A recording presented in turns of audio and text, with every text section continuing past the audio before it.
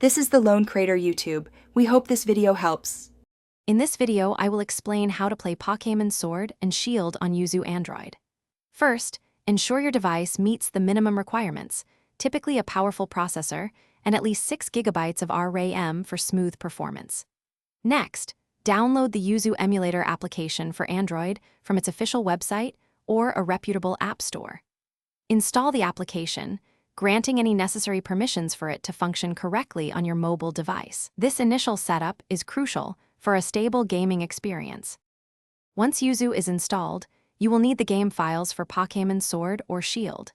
These typically come in XCI or NSB formats.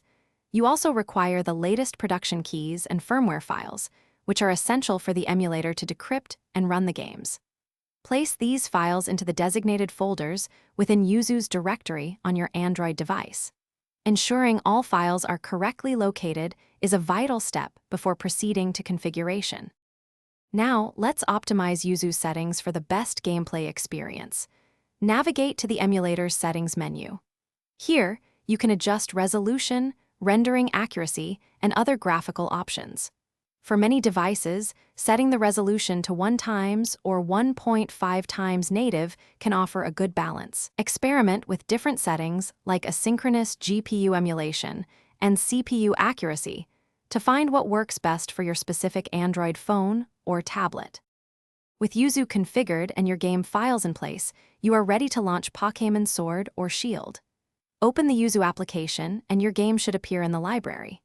Tap on the game icon to start playing. If you encounter issues like crashes or poor performance, try updating your Yuzu app, rechecking your game files, or adjusting the emulator settings. Sometimes, a simple restart of the application can resolve minor glitches. Thanks for watching. Consider subscribing if we helped you.